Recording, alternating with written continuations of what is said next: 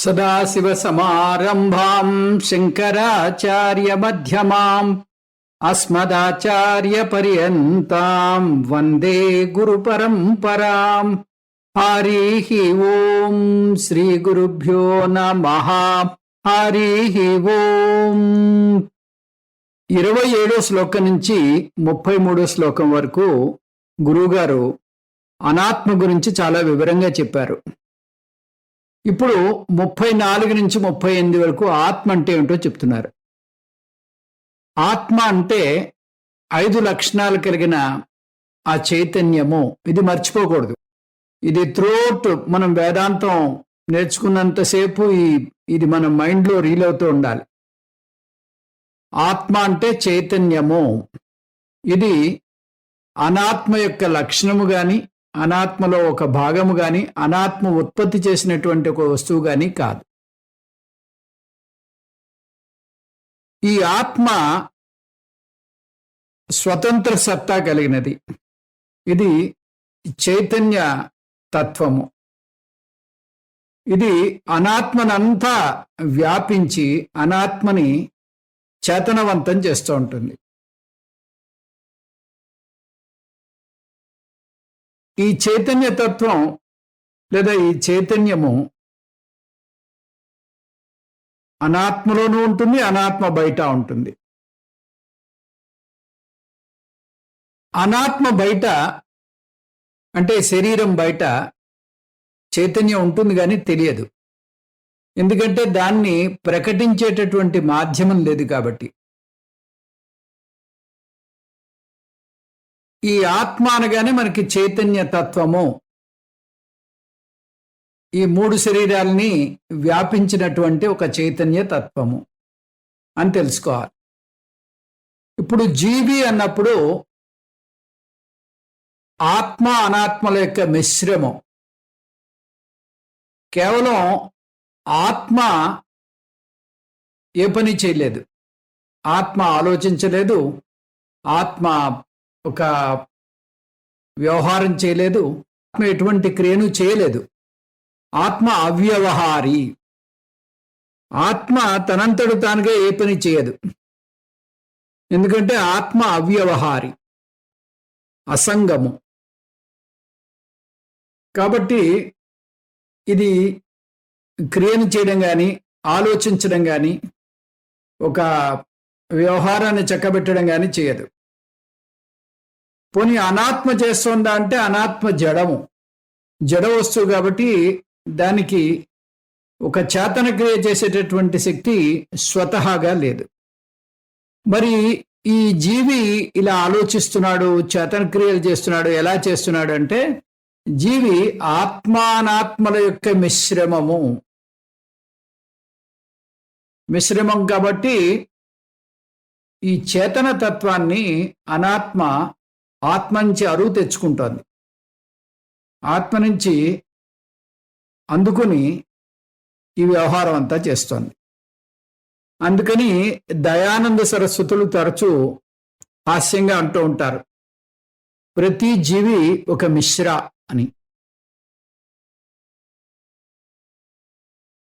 మనం ఈ విషయాన్ని గమనించలేదు కానీ నిజానికి శరీరం తనంతటి తానుగా ఏ పని చేయలేదు, అలానే ఆత్మ కూడా ఏ పని చేయలేదు. ఈ రెండిటి యొక్క మిశ్రమం వల్లే ఇక్కడ వ్యవహారం అంతా జరుగుతోంది. ఇప్పుడు ఈ 35వ శ్లోకంలో గురువుగారు 3 శరీరాలకి విలక్షణంగా మరొక వస్తువు ఏదో ఉంది, అదే ఆత్మ అని చెప్పడానికి అన్నట్టుగా అస్థి కశ్చిత్ స్వయం నిత్యం అంటున్నారు. అస్థి కశ్చిత్ స్వయం నిత్యం. కశ్చిత్ అంటే ఈ శరీరానికి, ఈ జీవికి, అంటే ఈ బాడీ మైండ్ సెన్స్ కాంప్లెక్స్కి అతీతంగా మరొకటి ఏదో ఉంది. దానివల్ల ఇక్కడ వ్యవహారం అంతా జరుగుతోంది. స్వయం అంటే స్వతసిద్ధంగా తనంతడు తానుగా ఉనికి కలిగి ఉంది, తనంతడు తానుగా చైతన్యం కలిగి ఉంది. అది ఎప్పుడూ ఆ చేతనతత్వంతో మనకి మన ఎరుకలో ఉంటూనే ఉంటుంది. ఆ self awareness, self evident self అంటాం, అది ఆ కాన్షియస్నెస్ ప్రిన్సిపల్, ఆ చేతన తత్వం స్వయం ప్రకాశ, తనంతట తానుగా ప్రకాశిస్తూ ఉంటుంది. స్వయం సిద్ధ, స్వతసిద్ధంగా ఉన్నది. నిత్యం, ఎప్పుడూ ఉంటుంది. త్రికాలేపి తిష్టతి, నిత్యం స్వయం సిద్ధ, ఎప్పుడూ అది మనకు తెలుస్తూనే ఉంటుంది. సెల్ఫ్ ఎవిడెంట్ సెల్ఫ్ అంటారు ఇంగ్లీష్లో. ఈ దేహేంద్రియ మనోబుద్ధుల్లో తెలివితేటలు కానీ, మాట్లాడడం కానీ, ఇవన్నీ శరీరం చేయలేదు. శరీరం జడం కాబట్టి. ఆత్మ అవ్యవహారి కాబట్టి అది చేయలేదు. ఈ రెండింటి యొక్క మిశ్రమం చేస్తుందని చెప్పుకున్నాం. మనం నేను చేస్తున్నాను, నేను మాట్లాడుతున్నాను, నేను ఆలోచిస్తున్నాను అన్నప్పుడు ఈ నేను అనేది ఆ చేతనతత్వానికి చెందినది. ఆ చేతనతత్వాన్ని ఉద్దేశిస్తూ మనం ఆ నేను అనేటటువంటి పదాన్ని వాడుతూ ఉంటాం. అందుకని ఇక్కడ ఏమంటున్నాడు? అవస్థాత్రయ సాక్షి సన్ అంటున్నాడు. అవస్థాత్రయ సాక్షి సన్ అంటే ఇది మూడు అవస్థల్ని తెలుసుకున్నటువంటి, మూడు అవస్థల్ని సాక్షిభూతంగా చూసేటటువంటి ఒక సాక్షితత్వము. మూడు అవస్థలు ఏమున్నాయి మనకి? జాగ్రత్త వస్తుంది, స్వప్న వస్తుంది, సుషుప్త వస్తుంది. మూడు మనసులో కలిగేటటువంటి వికారాలే. మనస్సు పూర్తిగా వెచ్చుకున్నట్టయితే, పూర్తిగా వెచ్చుకుని అది 100% పనిచేస్తున్నట్టయితే అప్పుడు ఆ జాగ్రత్త అవస్థ ఏర్పడుతుంది. ఆ జాగ్రత్త అవస్థలో మనం బయట ప్రపంచాన్ని చూస్తాం, బయట ప్రపంచంలో ఉండేటటువంటి శబ్దాన్ని వింటాం, అక్కడ ఉండేటటువంటి గంధాన్ని పీలుస్తూ ఉంటాం, అనేక రకాలైనటువంటి ఈ వ్యవహారాలన్నీ చేస్తూ ఉంటాం. ఇది మనసు పూర్తిగా వెచ్చుకున్నటువంటి స్థితిలో జరుగుతుంది. అదే ఇది అర్ధముకుళితంగా, అంటే పూర్తిగా మూసుకుపోకుండా కొంత పార్షియల్లీ క్లోజ్డ్, పాక్షికంగా తెరుచుకుని పాక్షికంగా మూసుకుని ఉన్నట్టయితే, నిద్రాణంగా ఉన్నట్టయితే, ఆ స్థితిలో ఈ జాగ్రత్త అవస్థ లేదు. ఎందుకంటే స్థూల శరీరము అక్కడ పనిచేయదు, కేవలం మనస్సు మాత్రమే పనిచేస్తోంది, స్థూల శరీరం పనిచేయట్లేదు. ఈ స్థితిలో మనోజన్యమైనటువంటి అంతర్ప్రపంచం ఏర్పడుతుంది. ఇంతకుముందు బాహ్యమైనటువంటి జాగ్రత్త ప్రపంచాన్ని చూసాం. ఇప్పుడు ఈ మనస్సు అర్ధముకుళితంగా ఉన్నప్పుడు ఈ ఆంతర ప్రపంచం మనకి గోచరం అవుతుంది. ఈ ఆంతర ప్రపంచం మనస్సు సృష్టించింది. ఇది స్వప్న ప్రపంచం. ఈ స్వప్న ప్రపంచం మనకు తెలుస్తూ ఉంటుంది. ఈ స్వప్న ప్రపంచం కూడా మైండ్, అంటే ఈ మనస్సు, స్వప్న ప్రపంచం కూడా మనస్సు పాక్షికంగా పనిచేస్తుండడం వల్ల ఏర్పడుతుంది. దీనికి స్వప్నావస్థ అంటాం. అదే పూర్తిగా మైండ్ నిద్రాణంగా ఉందనుకోండి, నిద్రాణంగా ఉన్నట్టయితే అప్పుడు ఈ స్థూల శరీరం పనిచేయదు, సూక్ష్మ శరీరం కూడా పనిచేయదు. ఆ సమయంలో కేవలం కారణ శరీర ప్రభావం చేత మనకి ఎటువంటి ఎక్స్పీరియన్స్, ఎటువంటి అనుభవం లేనటువంటి ఒక బ్లాంక్నెస్ ఉంటుంది. ఆ బ్లాంక్నెస్ను కూడా ఈ ఆత్మ సాక్షిగా చూస్తూ ఉంటుంది. జాగ్రత్త అవస్థ తెలుసుకుంటోంది, జాగ్రత్త అవస్థలో సమస్తమైనటువంటి వ్యవహారాలన్నీ కూడా సాక్షిగా చూస్తోంది ఆత్మ. స్వప్నావస్థలో స్వప్నాన్ని చూస్తోంది.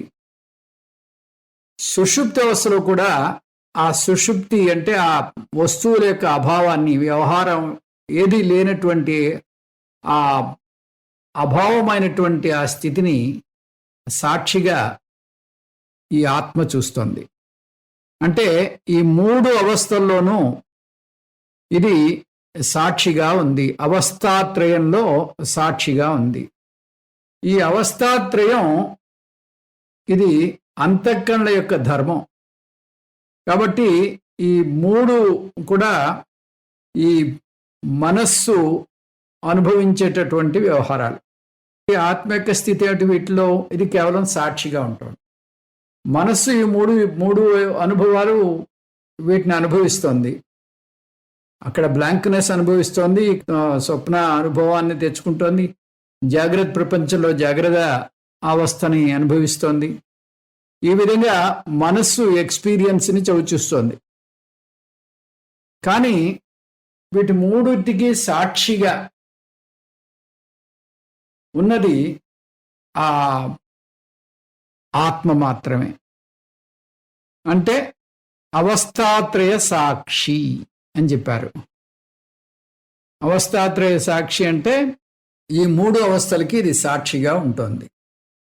ఇది ఈ విషయాన్ని ఇంకా ఈ సాక్షి అనేటటువంటి వ్యవహారాన్ని మనకి ఇంకా ఎక్స్ప్లెయిన్ చేయాలన్నట్టుగా గురువుగారు మరొక శ్లోకం చెప్తున్నారు. ఆ శ్లోకం ఏమిటో చూద్దాం.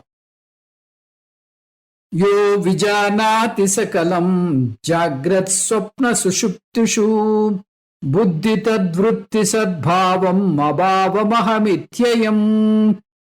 యహ ఏదైతే జాగ్రత్ స్వప్న సుషుప్తుషు జాగ్రత్ స్వప్న నిద్రలయందు సకలం తద్వృత్తి సద్భావం అభావం విజానాతి. ఈ మనస్సు జాగ్రత్త స్వప్నావస్థల్లో వ్యవహారం చేస్తూ ఉంటుంది. అదే సుషుప్తి అవస్థలో ఒక బ్లాంక్నెస్ అంటే ఏ రకమైనటువంటి అనుభవం లేనటువంటి ఆ అభావాన్ని కూడా తెలుసుకుంటోంది మనస్సు. అయం అహమితి, నేనే, అది ఆత్మను. ఈ మూడిటిని సాక్షిగా చూసేటటువంటిది ఆత్మ. ఏదైతే జాగ్రత్త స్వప్న సుషుప్తుల్లో మనస్సులో మనోవృత్తులన్నిటినీ,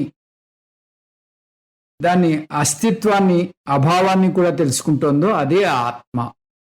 ఇది నేను అనేటటువంటి రూపంలో ఉంది. ఈ మూడు అవస్థల్ని, వాటిలోని విభిన్న అనుభవాల్ని ప్రకాశింపజేసేది ఏది ఉందో అదే ఆత్మ. జాగ్రత్త స్వప్నావస్థలు రెండిట్లోనూ మనస్సు చేతనవంతంగా పనిచేస్తూ ఉంటుంది. జాగ్రత్త అవస్థలో మనస్సు భావోద్రేకాలు కలదిగాను, ఇంద్రియ ప్రత్యక్షజన్యంగాను మనకి తెలుస్తూ ఉంటుంది. అట్లాగే స్వప్నంలో స్మృతిజన్య వృత్తులు మాత్రమే కలిగి ఉంటుంది. అయితే ఈ రెండు అవస్థల్లో ఇది చూస్తున్నాను, ఇది వింటున్నాను అనేటటువంటి అనుభవం ఉంది. అహం వృత్తి, ఇదం వృత్తి ఉంటుంది. నేను, ఇది, ఈ రెండు మనస్సు సంబంధించినవే.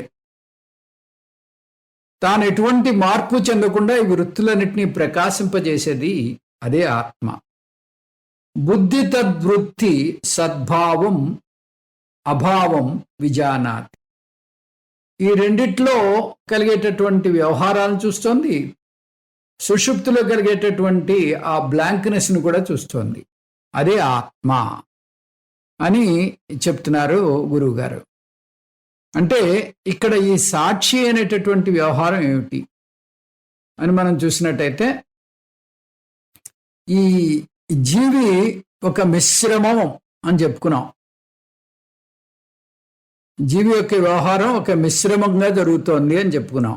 మిశ్రమం అంటే ఇది కేవలం ఆత్మే చేయటం లేదు, ఆత్మ తనంతట తానుగా ఏ పని చేయదు. సాక్షి అనగానే ఆత్మ సాక్షి ఈ మూడు అవస్థల్ని చూస్తోంది అనేది ఒక క్రియ. కాబట్టి ఈ సాక్షి అనే పదాన్ని వాడగానే ఇదిగో ఆత్మ కూడా ఒక కర్త, ఆత్మ పనిచేస్తోంది, అది కర్త అనేటటువంటి ఒక రాంగ్ ఆలోచనలోకి పడిపోయేటటువంటి అవకాశం ఉంది. ఇక్కడ ఆత్మ తనంతట తానుగా చూడదు, తనంతట తానుగా సాక్షిగా కూడా పనిచేయదు. ఎందువల్ల? ఆత్మ అవ్యవహారి. ఆత్మ ఏ పని చేయదు, ఆత్మ తనకు తానుగా ఏ పని చేయదు. అనాత్మ లేదనుకోండి, అనాత్మ లేకపోతే ఆత్మ చూడదు, ఆత్మ సాక్షి కాదు, ఏమీ కాదు. అనాత్మ పక్కన ఉండడం చేత, అనాత్మ పక్కన కేవలం తన యొక్క ప్రెజెన్స్, తన యొక్క సన్నిధి మాత్రం చేత, ఈ ఆత్మ యొక్క సన్నిధి మాత్రం చేత అనాత్మలో ఈ వ్యవహారం అంతా జరుగుతుంది. ఈ సాక్షిత్వము, తర్వాత అనాత్మలో అనేక రకాలైనటువంటి చేతన తత్వాలు ఇవన్నీ జరుగుతున్నాయి. జాగ్రత్తావస్థ, స్వప్నావస్థల్లో అక్కడ ఉండేటటువంటి స్వప్నం కలగడం, స్వప్నావస్థలో జాగ్రత్తావస్థలో వ్యవహారం చేయడం, ఇదంతా ఈ ఆత్మ యొక్క సన్నిధి మాత్రం చేత ఏర్పడుతుంది. అయితే సుషుప్తిలో ఏ వ్యవహారము లేదు. సుషుప్తిలో కేవలం బ్లాంక్నెస్ ఉంది.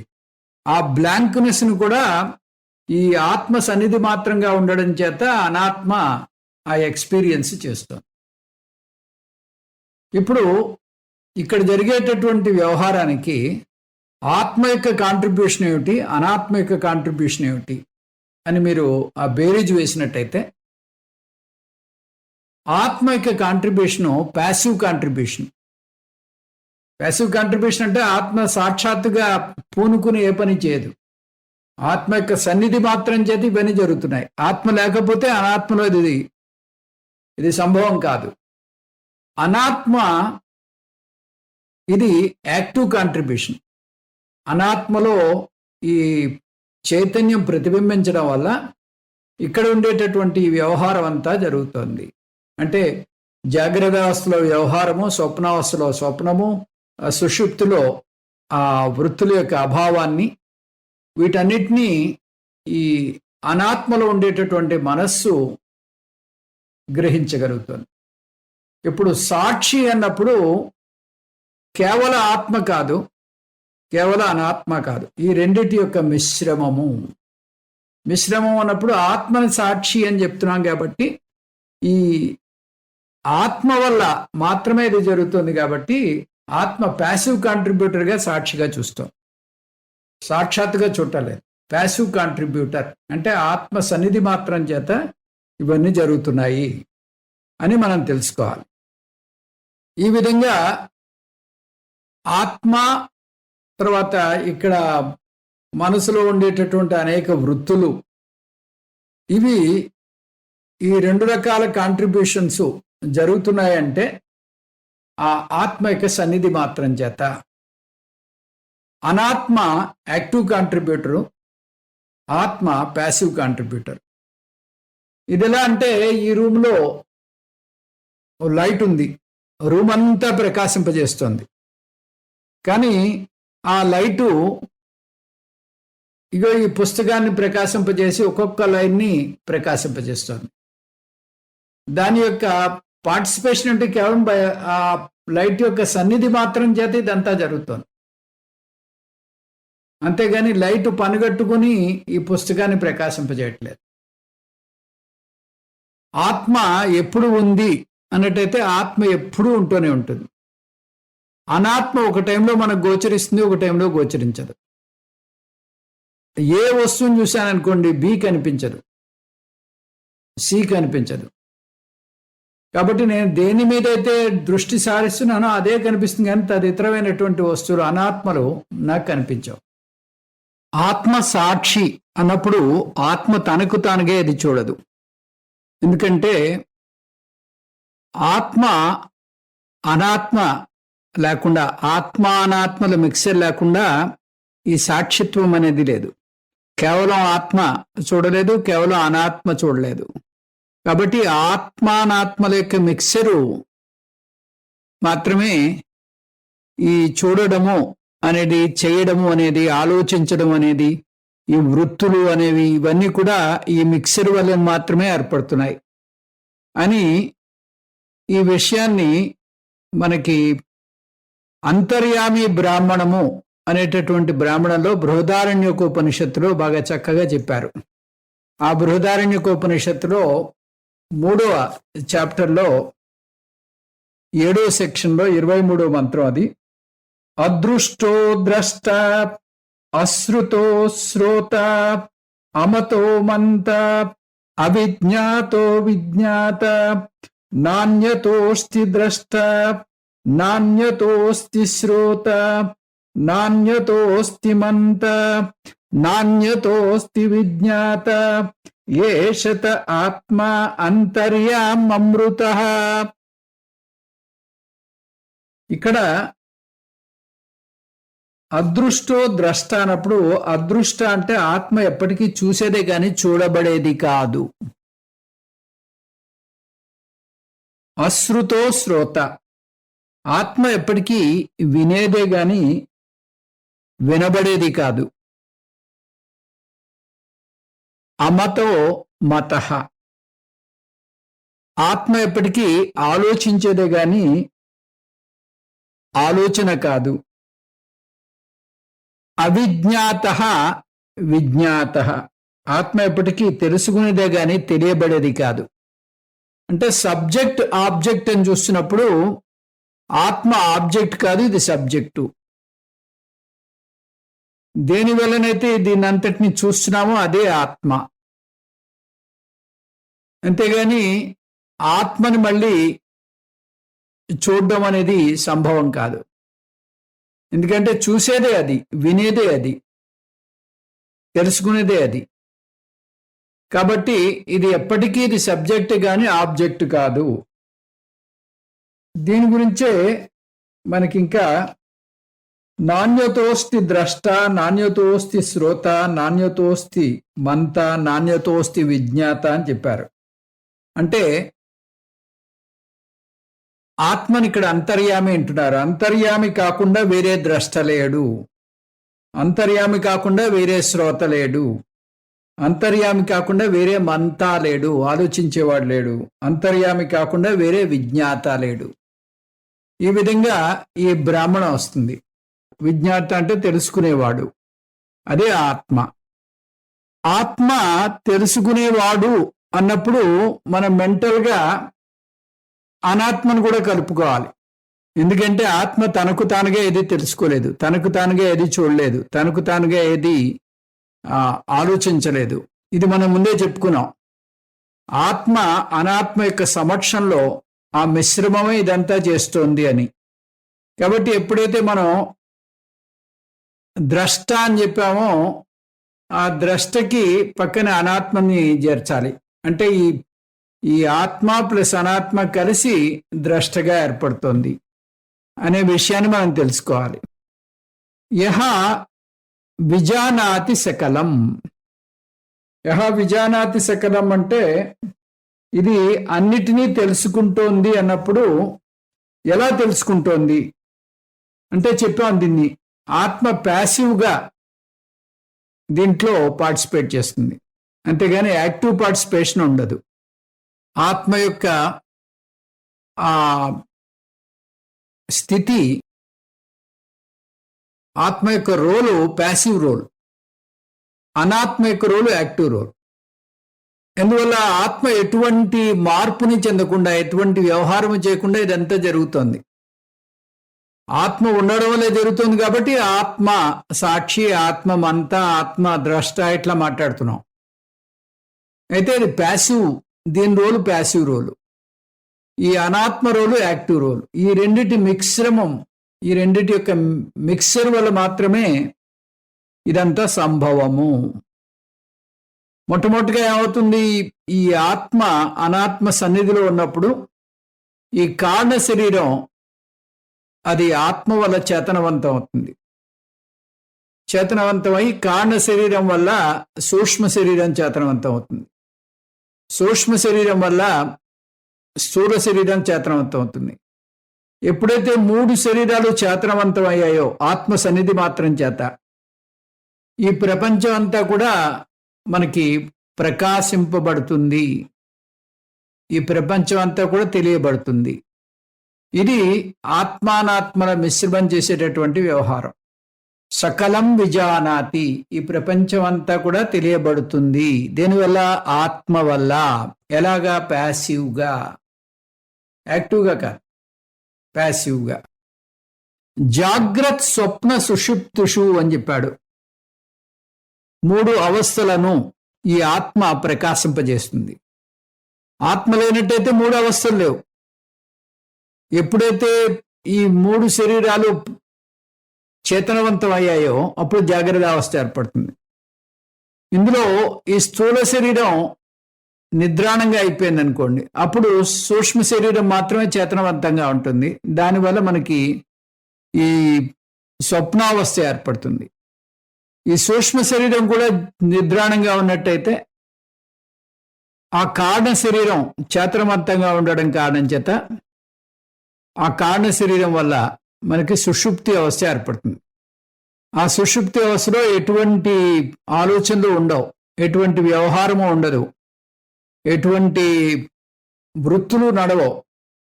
ఒక మాదిరి బ్లాంక్నెస్ ఉంటుంది. ఆ బ్లాంక్నెస్ ను కూడా ప్రకాశింపజేసేది ఆత్మే. కాబట్టి 3 అవస్థల్ని ప్రకాశింపజేసేది ఆత్మ మాత్రమే. ఆత్మ లేనట్టయితే 3 అవస్థలు కూడా మనకి ఉండవు.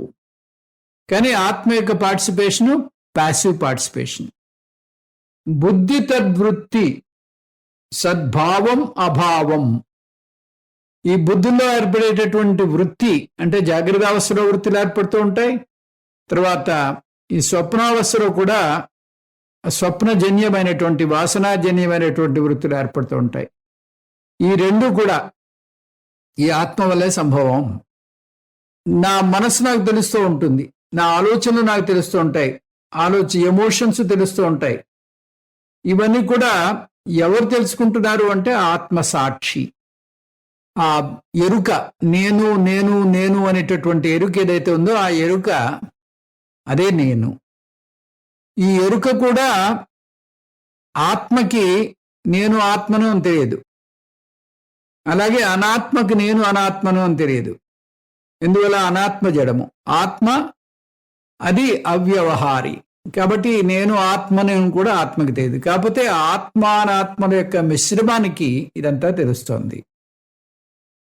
కాబట్టి యహ విజానాతి ఆత్మ, యహ విజానాతి అంటే ఆత్మ విజానాతి. ఎలాగా? ఒక పనిని చేయడం వల్ల కాదు, ఒక విషయం తెలుసుకోవడం వల్ల కాదు, కానీ బై మియర్ ప్రెజెన్స్ అంటే కేవల సన్నిధి మాత్రం చేత ఆత్మ ఇదంతా తెలుసుకుంటోంది. ఈ సన్నిధి మాత్రం చేత అనడం కోసం ప్యాసివ్ పార్టిసిపేషన్ అంటున్నాం. కారణ శరీరం ఉన్నప్పుడు అది ప్యాసివ్ స్టేట్లో ఉంటుంది. కారణ శరీరంలో ఈ సుషుప్తి అవస్థలో ఏ రకమైనటువంటి ఆలోచనలు కొనసాగవు. పూర్తి వృత్తుల యొక్క అభావం ఉంటుంది, ఆ బుద్ధి అభావం ఉంటుంది. ఆ బుద్ధి అభావాన్ని కూడా ఈ సాక్షిగా ఈ ఆత్మ తెలుసుకుంటోంది. అంటే ప్యాసివ్గా ఈ మిశ్రమం తెలుసుకుంటోంది అని. సరే, ఇంకా మరి ఆత్మ అంటే ఏమిటంటే అహమిత్యేయం.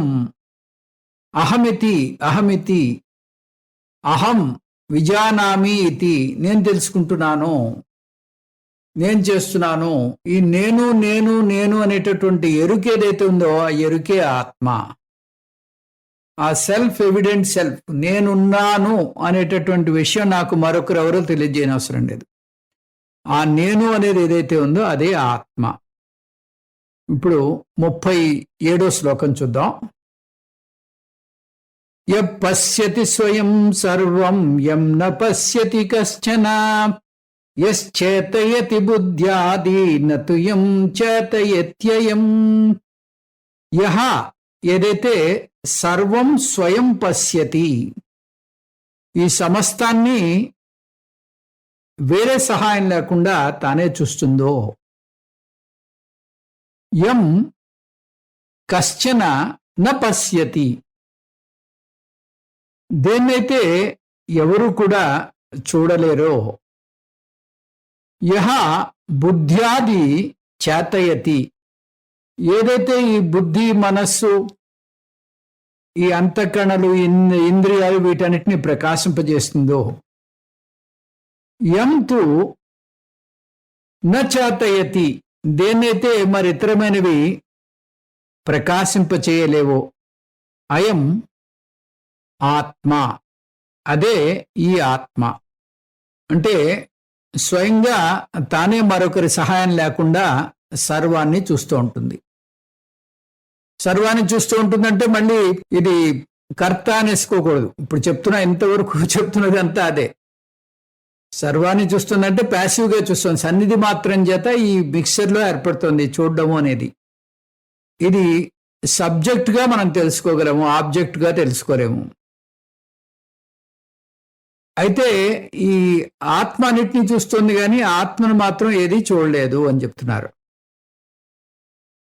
ఇది బుద్ధి, మనస్సు, ఇట్లాగా ఈ ఇంద్రియాలు వీటన్నిటినీ ప్రకాశింపజేస్తున్నాయి. అవన్నీ జడ వస్తువులు.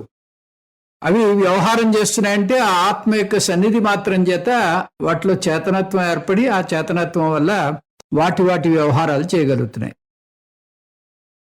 మరి ఆత్మను ఎవరు ప్రకాశింపజేస్తున్నారండి అని మీకు ప్రశ్న రావచ్చు. ఆత్మని ఎవరు ప్రకాశింప చేయలేరు, చేయనవసరము కూడా లేదు. అది స్వయం సిద్ధంగా ప్రకాశవంతమైనది, స్వతసిద్ధంగా ప్రకాశవంతమైనది. అది తను ప్రకాశిస్తూ ఇతరమైన వాటన్నిటినీ ప్రకాశింపజేస్తుంది. ఇది ఆత్మ యొక్క తత్వం. ఇక్కడ 4 రకాలైనటువంటి క్లాజెస్, 4 రిలేటివ్ ప్రొనౌన్స్ వాడారు. యహ పశ్యతి, యహ న పశ్యతి, చాతయతి, యహ న చాతయతి అని 2 యహాలు వాడారు, 2 యమ్లు వాడారు. ఇవన్నీ రిలేటివ్ ప్రొనౌన్స్. వీటిని ఆఖరణ ఉన్న అయంతో కనపాలి, విచ్ ఇస్ కొరెలేటివ్ ప్రొనౌన్. సహ ఆత్మ, అయం అంటే ఏమిటి? అదే ఆత్మ. ఆత్మ అనేది ఒక చేతన తత్వము. ఎటువంటి చేతన తత్వము? యహ స్వయం సర్వం పశ్యతి. ఆత్మనే నేను చేతన తత్వాన్ని. ఈ ఆత్మే అన్నిటినీ చూస్తూ ఉంటుంది, అన్నిటినీ తెలుసుకుంటూ ఉంటుంది. అయితే ఎలా తెలుసుకుంటుంది, ఎలా చూస్తుంది అంటే కేవలం సన్నిధి మాత్రం చేత ఇవన్నీ చేస్తూ ఉంటుంది. ఇది ఎలాగాది? నేను ఈ ప్రపంచాన్ని నా కళ్ళజోడులోంచి చూస్తూ ఉంటాను. ఆ కళ్ళజోడు మీద చిన్న చీమ పాకుతుంది అనుకోండి, ఆ చీమ కనిపిస్తుంది నాకు. ఆ తర్వాత ఈ కళ్ళజోడుని దాటి ప్రపంచం అంతా కనిపిస్తుంది. అదే మాదిరిగా ఈ కాన్షియస్నెస్ సన్నిధి మాత్రం చేత ఈ ప్రపంచం అంతటిని ఈ మిక్సర్ చూస్తోంది. అయితే మరి ఇప్పుడు ఈ కాన్షియస్నెస్ ఎవరు చూస్తారండి?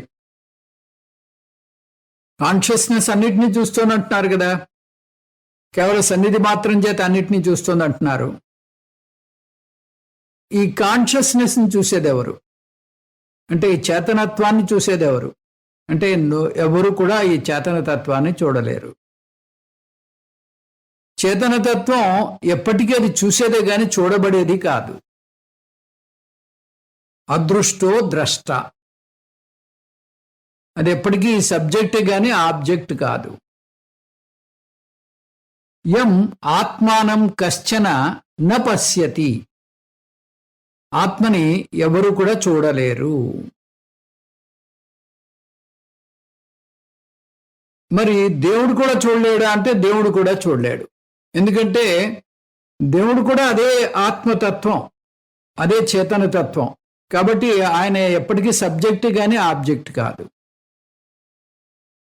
ఇదే మనం ఆ బృహదారణ్యకోపనిషత్తులో చెప్పుకున్నాం. దీనికి మరి ఒక చక్కటి ఎగ్జాంపుల్ మన గురువు గారు చెప్తూ ఉంటారు. మరి ఎట్లా ఈ ఆత్మను తెలుసుకోవడం ఎలాగా అంటే, ఇక్కడ అంతా కనిపిస్తోంది, అంతా వినిపిస్తోంది అంటే చూసేవాడు ఒకడున్నాడు, వినేవాడు ఒకడున్నాడు, తెలుసుకునేవాడు ఒకడున్నాడు. ఆ తెలుసుకునేవాడు, ఆ చూసేవాడు, ఆ వినేవాడు అదే ఆత్మ. అదే ఆత్మ అంటే మళ్ళీ అక్కడ ఒక మనిషి ఉన్నట్టుగా ఊహించుకోకూడదు. అది ప్యాసివ్ పార్టిసిపేషన్. దాని సన్నిధి మాత్రం చేత ఇదంతా జరుగుతోంది. అది యాడ్ చేస్తూ ఉండాలి ప్రతిసారి. లేదంటే ఆత్మకర్త అయిపోతుంది. దీన్ని మరి ఈ ఆత్మను తెలుసుకోవడం ఎలాగా అంటే, ఇక్కడ దృశ్యాలు కనిపిస్తున్నాయంటే చూసేవాడు ఉండాలి, శబ్దాలు కనిపిస్తున్నాయంటే వినేవాడు ఉండాలి. ఆ మాదిరిగానే స్వామీజీ ఒక చక్కటి ఎగ్జాంపుల్ చెప్తుంటారు. ఫోటోగ్రాఫ్స్ మనం చూస్తూ ఉంటాం. ఈ ఫోటోగ్రాఫ్లో ఉండేటటువంటి దృశ్యం అంతా మనకు కనిపిస్తుందంటే ఇది తీసినటువంటి కెమెరా ఒకటి ఉంటుంది అనే విషయం మీకు తెలుసు. దానికి పెద్ద ప్రూఫ్ అక్కర్లేదు.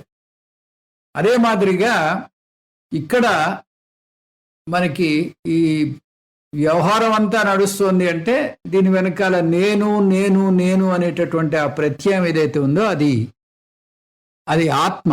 ఆ ఆత్మ అనేది ఒకటి ఉందని తెలుస్తుంది. ఇహ చాతయతి బుద్ధ్యాది నాద్యం చాతయత్యయం. చాతయతి మీన్స్ చాతయతి అంటే ఇది బుద్ధి మొదలైనటువంటి వాటన్నిటినీ కూడా ప్రకాశింపజేస్తోంది. మనస్సు అది జడ వస్తువు. మనస్సులో మనకి చత్వారి అంతఃకరణలు ఉంటాయి. మనస్సు, బుద్ధి, అహంకారము, చిత్తము. ఈ బుద్ధి తనంతటి తానుగా పనిచేయదు, స్వయంగా చేతన వస్తువు కాదు. అది ఆ ఆత్మ యొక్క సన్నిధి చేత ఆత్మ తన యొక్క చేతనత్వాన్ని బుద్ధి మొదలైనటువంటి ఇంద్రియాల్లో ప్రవేశపెట్టడం చేత అంటే మళ్ళీ అది కేవలం ప్యాసివ్గా సన్నిధిగా ఉండడం చేత ఈ అనాత్మ ప్రకాశింపబడుతుంది. అనాత్మ చేతనవంతం అవుతుంది.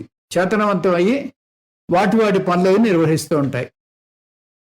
బుద్ధి పనిచేస్తుంది, మనస్సు సంకల్ప వికల్పం చేస్తూ ఉంటుంది, చిత్తంలో అనేక వృత్తులు నిక్షిప్తమై ఉంటాయి. ఈ విధంగా మనకి ఇక్కడ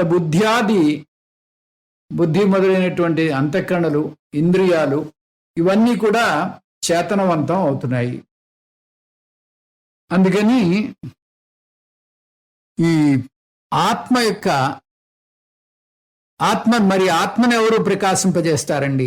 ఆత్మని ఎవరు ప్రకాశింపజేస్తారంటే ఆత్మని ఎవరు కూడా ప్రకాశింపజేయలేరు. ఆత్మ తనంతట తానుగా ప్రకాశింపబడుతుంది. ఆత్మను మరొకటి ప్రకాశింపజేయలేదు. యం తత్ న చేతయతి. వేరే ఏ వస్తువు కూడా ఆత్మని చేతనవంతము చేయలేదు, చేయని అవసరము కూడా లేదు. ఎందుకంటే ఆత్మ స్వయంగా చేతనవంతమైనది. అది స్వయంగా చేతనవంతమైనది. తర్వాత ఇతరమైనటువంటి వస్తువులన్నిటినీ కూడా చేతనవంతం చేస్తూ ఉంటుంది. ఇంకా ఆఖరి శ్లోకం చూద్దాం. ఈ ఆత్మ గురించినటువంటి ఆఖరి శ్లోకం. ఈ ఆఖరి శ్లోకంలో గురువు గారు ఏం చెప్తున్నారో చూద్దాం. ప్రకృతి వికృతి భిన్న శుద్ధబోధ స్వభావ సదసద్ ఇదమశేషం భాసయన్ నిర్విశేష విలసతి పరమాత్మా జాగ్రదాదిష్వవస్థాసు అహం అహమితి సాక్షాత్ సాక్షిరూపేణ బుద్ధేహే సాక్షిరూపిణ. ఈ బుద్ధికి సాక్షి రూపంగా ప్రకృతి వికృతి భిన్న, కార్యకారణాలకి భిన్నంగా, సత్ అసత్ ఇదం అశేషం భాసయన్, ఈ సమస్త ప్రకాశాన్ని ప్రకాశింపజేస్తూ రూపము రూపరహితము అయిన ఈ సమస్తాన్ని ప్రకాశింపజేస్తూ శుద్ధ బోధ స్వభావ, శుద్ధ చైతన్య స్వరూపమైన నిర్విశేష స్వరూపుడైన పరమాత్మ జాగ్రదాదిషు అవస్థాసు, జాగ్రదాది అవస్థలందు అహం ఇతి, నేను అని సాక్షాత్ విలసతి, సాక్షాత్తుగా ప్రకాశిస్తున్నాడు. ఇది చాలా చక్కటి శ్లోకము. దీంట్లో ఈ సెల్ఫ్ ఎవిడెంట్ సెల్ఫ్ అనేటటువంటి విషయాన్ని శంకర భగవత్పాదులు చెప్తున్నారు. మనస్సుకు సాక్షిగా రూపము రూపరహితము అశేష భూత భౌతికములనన్నింటినీ ప్రకాశింపజేస్తూ తాను ఎటువంటి మార్పు చెందకుండా ఆ పరమాత్మ జాగ్రదాది 3 అవస్థలందు నేను నేను అని ప్రకాశిస్తూ ఉంటాడు. ఆత్మ ప్రకృతి అంటే కారణము కంటే, వికృతి అంటే కార్యము కంటే కూడా భిన్నము. ప్రకృతిని కారణం అని చెప్పారు, వికృతిని కార్యము అంటున్నారు. ప్రకృతి అంటే కారణం, అంటే ఇక్కడ ఈ సందర్భంలో కారణ శరీరము, కారణ ప్రపంచము. వికృతి అంటే ఈ కారణ శరీరాన్ని నుంచి వచ్చినటువంటి సూక్ష్మ శరీరము, స్థూల శరీరము, అలాగే కారణ ప్రపంచాన్ని నుంచి వచ్చిన సూక్ష్మ ప్రపంచము, స్థూల ప్రపంచము. అంటే కార్యకారణాలకి అతీతము, స్వతంత్రము అని చెప్పడం. ఇది ఎప్పటికీ ఈ ఆత్మ అనేది నేను అనేటటువంటి ఎరుక నాలో నడుస్తూ ఉంటుంది. నేను చేస్తున్నాను, నేను వింటున్నాను, నేనున్నాను, నేను లేచాను, ఇట్లాగా నేను నేను నేను అనేది కొనసాగుతూ ఉంటుంది. 3 అవస్థలోనూ కొనసాగుతూ ఉంటుంది. కాబట్టి ఈ ఆత్మ, దాన్ని ఈ తెలియని వ్యక్తులు జీవాత్మ అంటారు. ఇదే ఆత్మని పరమాత్మ అంటుంది శాస్త్రం. అంటే అజ్ఞానులు ఈ ఆత్మని జీవాత్మ అంటారు, శాస్త్రం ఈ ఆత్మని పరమాత్మ అంటుంది. అంటే ఈ చేతన తత్వమే పరమాత్మ. ఈ పరమాత్మ వల్లే ఈ 3 అవస్థలు కూడా భాషిస్తూ ఉంటాయి. పరమాత్మ విలసతి, లస్ అనేటటువంటి ధాతు నుంచి వచ్చింది. లస్ అంటే ప్రకాశిస్తాడు. ఎలా ప్రకాశిస్తాడు? స్వయంగా ప్రకాశిస్తూ ఉంటాడు. పరమాత్మని తెలుసుకోవడం ఎలాగా? నిర్వికల్ప సమాధిలోకి వెళ్ళాలా అంటే ఎటువంటి ప్రత్యేకమైనటువంటి ప్రక్రియ చేయనవసరం లేదు. అహమితి, నేను నేను అనేటటువంటి ఆ ఎరుకతోటి ఆయన సదా గోచరిస్తూ ఉంటాడు. సాక్షాత్ సాక్షి రూపేణ బుద్ధేహే, ఈ బుద్ధి యందు అహం అహం ఇతి, అయాం అయాం అయాం అనేటటువంటి ఆ స్ఫురణతోటి, ఆ ఎరుకతోటి ఆ ఆత్మ మనకి సదా గోచరిస్తూ ఉంటుంది. ఇప్పుడు ఈ లైట్ ఉందండి ఇక్కడ ఈ గదిలో. ఈ లైట్ ఉంది అని మనకి ఎలా తెలుస్తుంది? నాకు ఈ ఫస్ట్ లైన్ కనిపిస్తోంది. ఈ ఫస్ట్ లైన్ చదివిన తర్వాత ఫస్ట్ లైన్ అయిపోయింది, మళ్ళీ సెకండ్ లైన్ ప్రకాశింపజేస్తుంది లైటు. సెకండ్ లైన్ అయిపోయింది, మళ్ళీ థర్డ్ లైన్ ప్రకాశింపజేస్తుంది. ఈ విధంగా ఈ కాంతి ఉండడం వల్ల ఈ లైన్స్ అన్ని చదవగలుగుతున్నాను. అంటే ఇక్కడ నేను వ్యవహారం చేయగలుగుతున్నానంటే కాంతి ఉంది అని నాకు చెప్పకనే తెలుస్తోంది.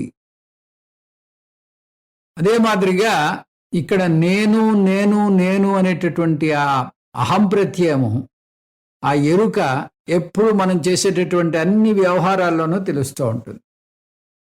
దానికి ప్రత్యేకించి మనం ఒక ప్రక్రియ చేయని అవసరం లేదు. దానికోసం ఒక తపస్సు చేయక్కర్లేదు, దానికోసం ఒక యజ్ఞ యాగాదులు చేయక్కర్లేదు. అది కేవలం అది ఆ జ్ఞానం వల్లనే మనం తెలుసుకోవచ్చు. అయితే గురువు యొక్క మనకి ఇంత ప్రత్యక్షంగా ఉన్నా కూడా మనకి అజ్ఞానం వల్ల తెలియదు. కాబట్టి గురువు ఈ జ్ఞానాన్ని మనకి అందించినట్టయితే ఆ గురువు ఇచ్చినటువంటి ఆ జ్ఞానం వల్ల మనకి ఈ ఆత్మ మనకి సదా గోచరిస్తూ ఉంటుంది.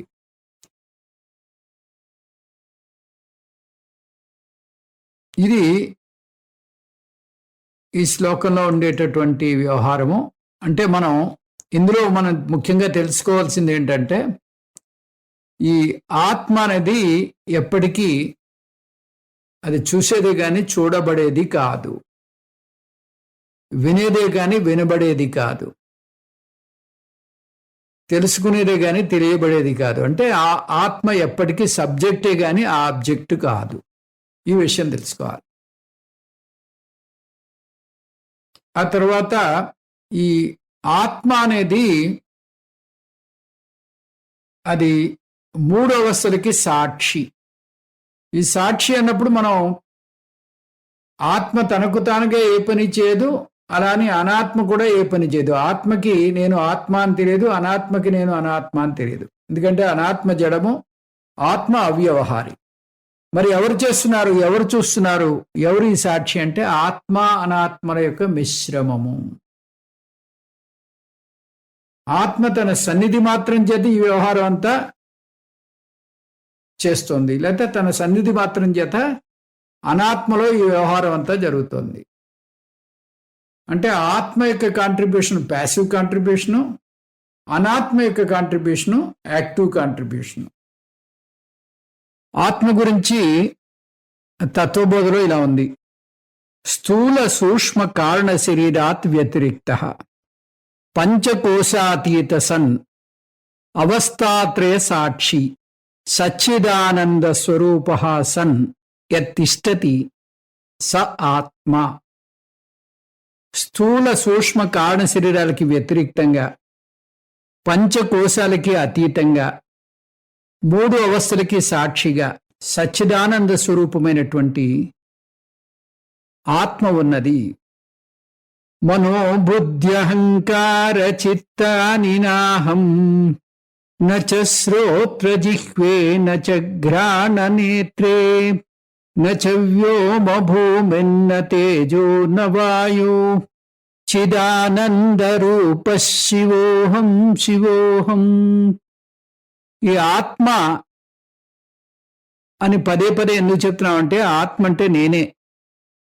ఇందులో నేను మనస్సు కాదు, నేను బుద్ధిని కాను, అహంకారాన్ని కాదు, చిత్తం కాదు, నేను చెవిని కాదు, ముక్కును కాదు, కన్నును కాదు, నేను ఆకాశం కాదు, భూమి కాదు, అగ్ని కాదు, వాయువు కాదు.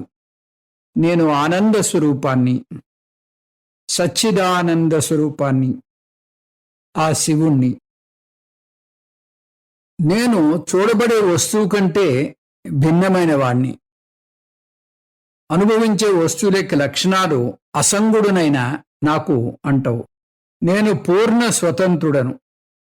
సంక్షిప్తంగా నేను ఆత్మస్వరూపం. ఆత్మ చైతన్య స్వరూపము, స్వతంత్రము, నిర్గుణము, నిత్యము, సర్వగతము, ఏకము, సచ్చిదానంద స్వరూపము. అహం ఆత్మ అస్మి, నేను ఆత్మని. ఇంతకుముందు చైతన్యము, శరీరము అంటూ 5 లక్షణాలు చెప్పాం. ఈ చైతన్యం బదులు నేను అంటూ అవే మళ్ళీ చెప్పుకోవచ్చు. ఎందుకంటే నేనే చైతన్యాన్ని, నేనే ఆత్మని.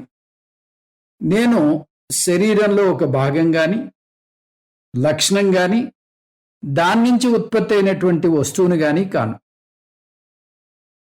నేను స్వతంత్ర వస్తువును. ఈ శరీరం అంతటా వ్యాపించి దాన్ని ప్రకాశింపజేస్తాను. నేను శరీరం సరిహద్దుల వరకే పరిమితం కాలేదు. నేను శరీరం నాశనం అయితే నేను నాశనం కాను. శరీర పతనానంతరం కూడా నేను కొనసాగుతాను. నేను శరీరం లేకపోయినా ఉంటాను, కానీ తెలియను.